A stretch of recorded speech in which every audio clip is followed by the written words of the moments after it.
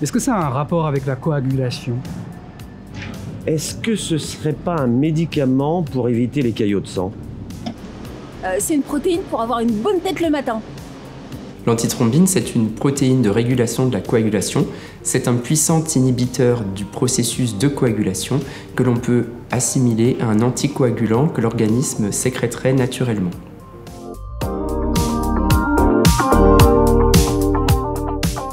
Lorsqu'une personne n'a pas suffisamment d'antithrombine, on parle de déficit en antithrombine. Dans ce cas, le processus de coagulation est mal contrôlé. Cela peut s'exprimer par la forme d'une maladie thromboembolique veineuse, une thrombose veineuse profonde, ce qu'on appelle une phlébite, ou une embolie pulmonaire.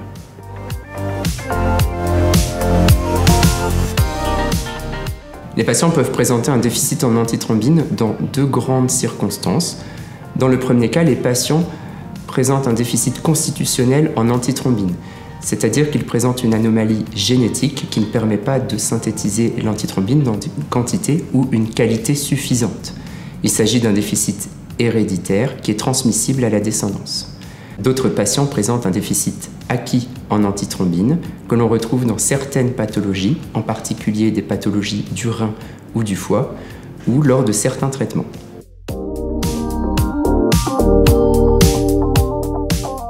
Non, le déficit congénital en antithrombine est une maladie rare qui touche environ une personne sur 5000 dans la population globale. Si l'on s'intéresse aux personnes ayant un antécédent de maladie thromboembolique veineuse, on retrouve 1 à 2% de personnes avec une anomalie de l'antithrombine.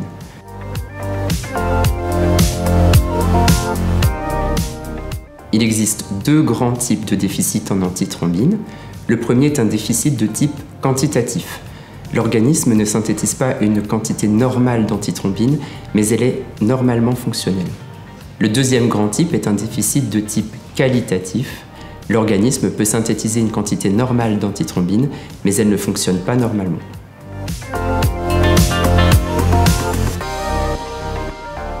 Les manifestations cliniques associées à un déficit en antithrombine sont la maladie thromboembolique veineuse. Il peut s'agir d'épisodes de thrombose veineuse profonde ou d'embolie pulmonaire qui peuvent survenir spontanément ou dans des circonstances favorisantes telles que des circonstances médicales, chirurgicales ou obstétricales. Il s'agit par exemple de circonstances d'alitement dans un contexte médical, d'une intervention chirurgicale ou d'un accouchement ou d'un traitement par contraception œstroprogestative.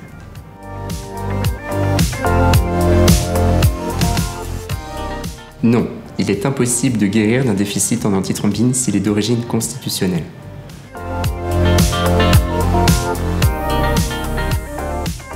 Oui, il existe des traitements qui sont des concentrés en antithrombine. Ce sont des médicaments dérivés du sang qui peuvent être utilisés pour corriger le déficit en antithrombine, en prévention ou pour traiter un événement thromboembolique veineux, en général en association avec des anticoagulants. Ce sont des médicaments qui sont administrés par voie intraveineuse et il n'est pas nécessaire d'assurer un traitement au quotidien au long cours.